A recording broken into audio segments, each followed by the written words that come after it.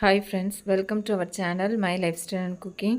First time பார்க்குறீங்கன்னா subscribe பண்ணிவிட்டு பாருங்கள் ஃப்ரெண்ட்ஸ். நம்ம இன்றைக்கி கேழ்வரகு கொள்ளு வச்சு ரொம்ப ஹெல்த்தியான ஒரு ரெசிபி தான் பார்க்க போகிறோம். ரொம்ப ஈஸியாகவும் செஞ்சிடலாம். வாங்க அதை எப்படி பண்ணலான்னு பார்க்கலாம். இது செய்கிறதுக்கு 250 ml கப்பில் 1 கப் அளவுக்கு கேழ்வரகு எடுத்துருக்கிறேன். இப்போ இதை ஒரு பாத்திரத்துக்கு மாற்றி எடுத்துக்கலாம். ராகியில் நிறைய சத்துக்கள் இருக்குது. வாரத்துக்கு ஒரு முறையாவது நம்ம உணவுகளில் சேர்க்குறது ரொம்ப நல்லது. இப்போது இது கூடவே 1/4 கப் அளவுக்கு கொள்ளு வந்து சேர்த்துக்கலாம். 1 கப் அளவு ராகிக்கு 1/4 கப் அளவு கொள்ளு ரொம்பவே கரெக்டாக இருக்கும். இது கூடவே 1 டீஸ்பூன் அளவுக்கு வெந்தயம் சேர்த்துக்கலாம். வெந்தயமும் ரொம்ப நல்லது உணவுகளில் சேர்க்குறது. நம்ம சேனலில் நிறைய வெந்தய ரெசிபி இருக்குது. ஃப்ரீ டைமில் சேனலை விசிட் பண்ணி பாருங்கள். இது கூடவே 1 டேபிள் ஸ்பூன் அளவுக்கு உளுந்து சேர்த்துக்கலாம். இது புரதம் நிறைந்த ஒரு உணவு. கண்டிப்பாக வளர்கிற குழந்தைங்களுக்கு செஞ்சு கொடுங்க. இப்போ இதை வந்து 2-3 நேரம் நல்லா கழுவி எடுத்துக்கலாம். ராகியில் நிறைய அழுக்கு இருக்கும், அதனால் நல்லா கழுவி எடுத்துக்கோங்க. இது போல் கழுவிட்டு லாஸ்ட்டாக சேர்க்குற தண்ணி கிளியராக இருக்கணும், அது வரையும் நல்லா கழுவி எடுத்துக்கலாம்.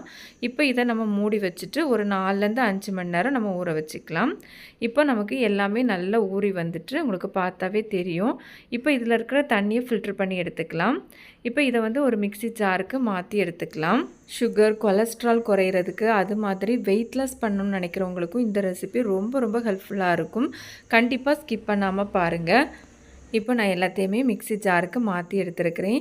இதில் தேவைக்கு தண்ணி சேர்த்து இப்போ அதை நல்லா பேஸ்ட்டாக அரைச்சி எடுத்துக்கலாம். இப்போ நான் அரைச்சி ஒரு பாத்திரத்துக்கு மாற்றி எடுத்துருக்கிறேன். மாவு பார்த்திங்கன்னா இது போல் கொஞ்சம் திக்காகவே அரைச்சி எடுத்துக்கோங்க. எனக்கு இது ஓவராலாக அரைக்கிறதுக்கு 3/4 கப் அளவுக்கு தண்ணி தேவைப்பட்டிருக்கு. நீங்கள் பார்த்து சேர்த்துக்கோங்க. நான் இப்போ எல்லாத்தையுமே மாற்றி எடுத்து வச்சுருக்கிறேன். இது கூடவே மிக்ஸி ஜார்லேயும் ஒரு 2 டேபிள் ஸ்பூன் அளவு தண்ணி சேர்த்து இதில் சேர்த்துருக்கிறேன். இது கூட தேவைக்கு உப்பு சேர்த்துக்கலாம். சேர்த்து நல்லா ஒரு முறை கலந்து எடுத்துக்கலாம்.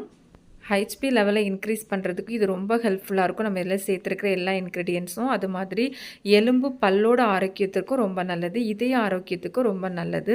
இது போல் நல்லா கலந்து எடுத்துக்கோங்க. இப்போ நம்ம இதை மூடி வச்சு ஒரு 7லேருந்து ஒரு 8 மணி நேரம் நம்ம இதை புளிக்க வச்சிடலாம். இப்போ இது இருக்கட்டும். அடுத்ததாக இதுக்கு ஒரு சட்னி ரெசிபி வந்து செஞ்சிடலாம். இது செய்கிறதுக்கு ஒரு பேனில் 1 டேபிள் ஸ்பூன் போல் எண்ணெய் எடுத்துருக்கிறேன். இது கூடவே ஒரு 7லேருந்து 8 பல் பூண்டு, 2 சின்ன துண்டு இஞ்சி சேர்த்துருக்கிறேன். சேர்த்து அந்த எண்ணெய் நம்ம இதை வதக்கி எடுத்துக்கலாம். இது கூடவே காரத்துக்கு 3 வத்தல் சேர்த்துருக்கிறேன். நீங்கள் உங்கள் காரத்துக்கு தக்கன சேர்த்துக்கோங்க.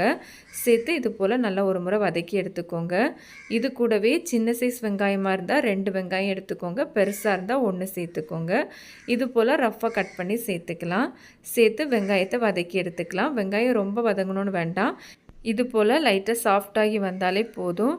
இது கூடவே கொஞ்சமாக கருவேப்பிலை சேர்த்துக்கலாம். சின்ன நெல்லிக்காய் சைஸ் அளவு புளி, இதெல்லாம் சேர்த்து லைட்டாக ஒரு முறை கலந்து எடுத்துக்கலாம். இந்த சட்னி ரொம்ப சூப்பரான டேஸ்ட்டாக இருக்கும். ரொம்ப ஈஸியாகவும் செஞ்சிடலாம். இஞ்சி பூண்டோட ஃப்ளேவரில் புளி டேஸ்ட்டோட ரொம்ப சூப்பராக இருக்கும் இந்த சட்னி. எல்லா விதமான பிரேக்ஃபாஸ்ட் ரெசிபிக்கும் ரொம்ப சூப்பராக இருக்கும். கண்டிப்பாக ட்ரை பண்ணி பாருங்கள். இது போல் நல்லா ஒரு முறை வதக்குனதும் நம்ம ஸ்டவ் ஆஃப் பண்ணி ஆற வச்சிடலாம். நல்லா ஆறி வந்ததுக்கப்புறமா நான் இப்போ மிக்ஸி ஜாரில் மாற்றி எடுத்துருக்கிறேன். இது கூடவே ரொம்ப தேங்காய் சேர்க்க வேண்டாம், ஒரு 1/4 கப் போல் தேங்காய் சேர்த்துக்கலாம். இதுக்கு தேவையான அளவு உப்பு சேர்த்துக்கலாம். சேர்த்துட்டு தேவைக்கு தண்ணி சேர்த்து நம்ம இதை வந்து அரைச்சி எடுத்துக்கலாம்.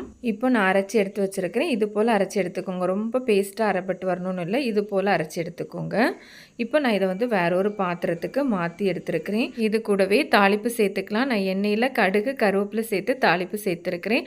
அவ்வளோதான், சூப்பரான சட்னி ரெடி. நான் இங்கே மாவு வந்து ஓவர் நைட் வந்து புளிக்க வச்சுருந்தேன். நல்லாவே புளிச்சு வந்துட்டு, ரொம்ப நேரம் புளிக்க வைக்கணும்னு இல்லை, ஒரு நம்ம வச்சுருக்க கிளைமேட்டை பொறுத்து 6லேருந்து 8 மணி நேரம் வச்சாலே போதும். இப்போ இது போல் நல்லா கலந்து எடுத்துக்கலாம். மாவு முன்னாடி விட கொஞ்சம் கெட்டியாகி வந்திருக்கு. இதை வச்சு நம்ம இட்லி, தோசை ரெண்டுமே நம்ம வந்து ரெடி பண்ணிக்கலாம். ஃபஸ்ட் நான் இட்லி வந்து ரெடி பண்ணி காமிக்கிறேன். இட்லி பிளேட்டில் எண்ணெய் வந்து அப்ளை பண்ணி எடுத்துருக்கிறேன். இதில் நம்ம வந்து மாவு சேர்த்துக்கலாம் ஒவ்வொரு குழிகள்லையும்.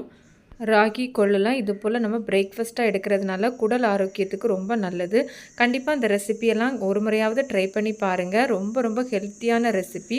இட்லி பாத்திரத்தில் தண்ணி வச்சுருக்கிறேன். அதில் இந்த இட்லி பிளேட்டை வச்சு மூடி வச்சு ஓரளவு மீடியம் ஃப்ளேமில் 10 நிமிஷம் வச்சு எடுத்தாலே போதும், நமக்கு நல்லா வெந்து வந்துடும். இப்போ 10 நிமிஷத்துக்கு அப்புறமா ஸ்டவ் ஆஃப் பண்ணிவிட்டேன். ஆஃப் பண்ணி 5 நிமிஷத்துக்கு அப்புறமா தான் ஓப்பன் பண்ணியிருக்கிறேன். இப்போ நம்ம இதை வெளியே எடுத்து ஆற வச்சிடலாம். இப்போ இந்த மாவு வச்சு தோசையை நம்ம வந்து செஞ்சுக்கலாம். இந்த மாதிரி தோசை செய்கிறதா இருந்தால் கொஞ்சமாக நம்ம வந்து தண்ணி சேர்த்து கலந்து எடுத்துக்கலாம். எடுத்துகிட்டு நம்ம வந்து தோசையாக செய்யும்போது கொஞ்சம் கூட நல்லா கிறிஸ்பியாக வரும்.